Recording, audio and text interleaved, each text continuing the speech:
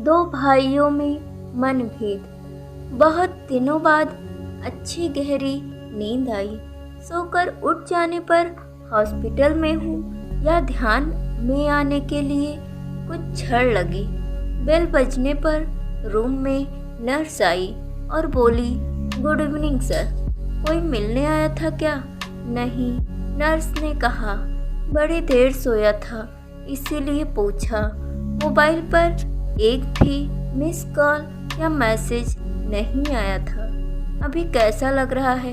Nurse बोली, बहुत bore हो गया हूँ। 3 दिन में वह पियून अंकल को छोड़कर दूसरा कोई भी मिलने नहीं आया। सब के सब इतना भी क्या बिजी होंगे। अपना कोई हॉस्पिटल में है, इसकी कोई चिंता है कि नहीं? नर्स बोली, पर मैंने कुछ जवाब नहीं दिया उसे। सॉरी, मैं जरा ज़्यादा बोल गई। नर्स बोली, जो सच है वही तो बोल रही हो आप। मैंने कहा, ब्लड प्रेशर चेक करते समय तो 2-3 टाइम सॉरी बोलकर नर्स चली गई। वैसे नर्स का बोलना मन को लगा। 2 शब्द बोलने के लिए कोई नज़दीकी नहीं था, प्यार से बोलने वाला कोई नहीं था। बहुत बुरा लगता था। एकदम से रोना आ गया। मन भर आने के बाद शर्ट की स्लिप से आंखें पोंछी। सर में विचारों का पंखा जोरों से घूमने लगा। अस्वस्थता बढ़ी। आज मुझे किसी चीज़ की कमी नहीं थी। बड़ा बंगला, फार्म हाउस, 3 गाड़ियाँ, बहुत सारा बैंक बैलेंस, सोशल स्टेटस है, सब है। तब भी मन शांत नहीं। किसी की तो कमी हो रही थी। हर कोई सारथी होता है। मैं काफ़ी होशियार, चालाक, बुद्धि, लेकिन दुराग्रही स्वभाव की वजह से कभी भी पसंद नहीं आता था किसी को। मुँह पर था, इस वजह से ज़्यादा दोस्त नहीं थे, और जो थे भी वह भी दूर चले गए। पत्नी को भी दोस्त नहीं बनने दिया। हमेशा उससे अंतर पर रखा। सांसारिक और शिशु का गृहस्थी होते हुए भी हमारे में दूरियां हमेशा थी। पैसों की वजह से बुढ़ापे में माँ पापा के मन को भी दुखाया।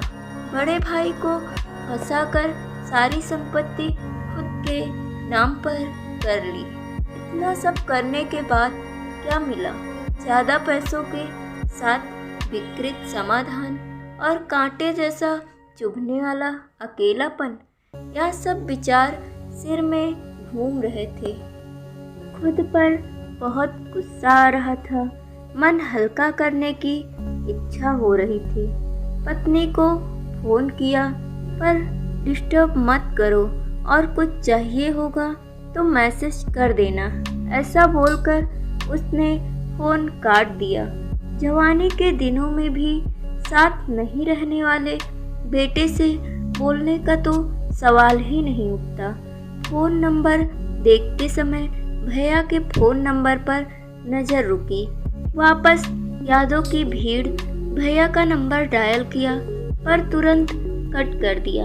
वजह हमारे बीच का ना बोलना। 3 साल पहले हमारा बहुत बड़ा झगड़ा हो गया था। उसके बाद बड़प्पन दिखाकर भैया ने सब कुछ भूलना चाहा, पर मेरा ईगो बीच में आ गया। इसलिए अब मुंह खोलने की हिम्मत नहीं हो रही थी। तब भी बोलने का मन हो रहा था। बाद में हिम्मत करके नंबर डायल किया और आंखें बंद कर ली। फ़ोन उठाने के बाद भैया की आवाज़ आई, भैया मैं बोल रहा हूँ। अभी तक नंबर डिलीट नहीं किया क्या तूने? छोड़, कैसा है तू? फ़ोन क्यों किया? तभी मैं भैया को बोला, आपका गुस्सा समझ सकता हूँ, भैया, बहुत गलत बर्ताव किया मैंने आपके साथ। मीठी मीठी बातें करके फंसाया आपको। मन में जो भी था सब धार धार बोलने लगा। तभी भैया बोले, मुद्दे की बात बोल, गड़े मुर्दे मत उखाड़, हमारे बीच अब कुछ भी नहीं बचा। भैया, ऐसा मत बोलो, मैं तो सिर्फ बोल रहा हूँ। आप तो पैसों के कारण भटक गया था। मैं भैया, भूल हो गई मुझसे, बंटवारा हो गया, अब कुछ भी नहीं बचा, मुझे माफ़ कर दो, मैंने बोला। पर भैया की तरफ से कुछ भी जवाब नहीं आया। मैं सुन रहा हूँ। बोल, क्या काम था मुझसे?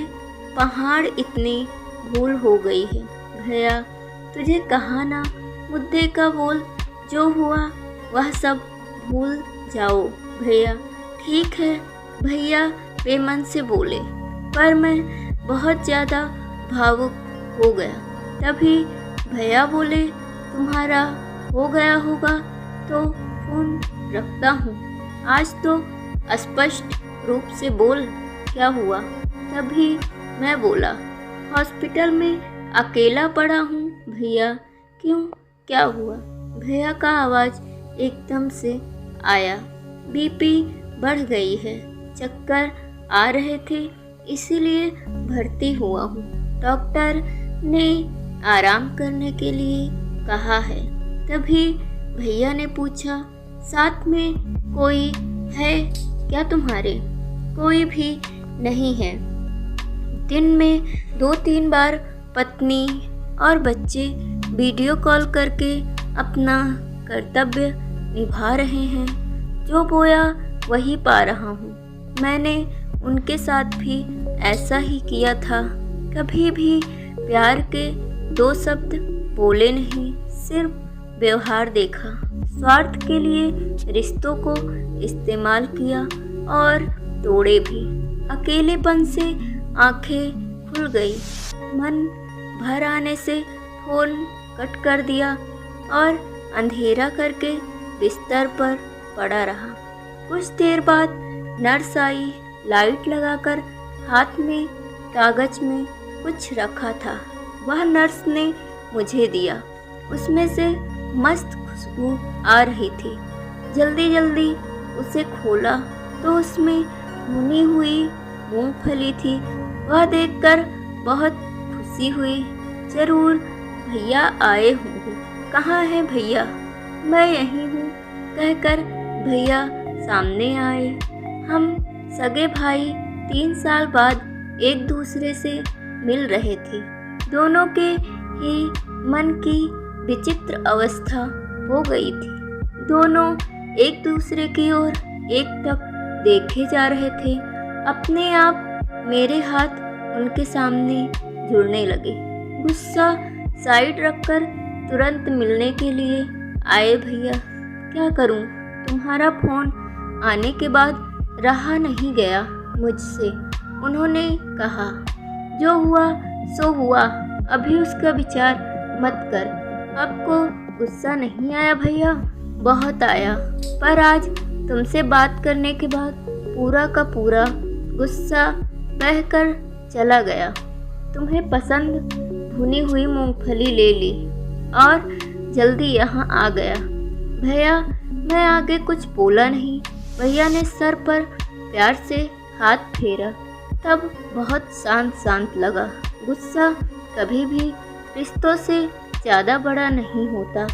पुरानी बातों को चिपक कर रहने का दर्द खुद को ही ज़्यादा होता है। एक बात हमेशा ध्यान में रखना, हमारा रिश्ता मतलब फेविकोल का जोड़। भैया बचपन में देते थे, वैसे ही मूंगफली के दाने छीलकर मुझे देकर बातें कर रहे थे। वह भुने हुए दाने के स्वाद अफलातून था। अनजाने में कचरे के डब्बे पर ध्यान गया। उसमें मूंगफली के छिलके की जगह मेरा ही ईगो मुझे दिख रहा था। तो दोस्तों, अगर ये वीडियो आपको पसंद आई हो तो लाइक करें, दोस्तों के साथ शेयर करें और चैनल को सब्सक्राइब करें। धन्यवाद वीडियो देखने के लिए।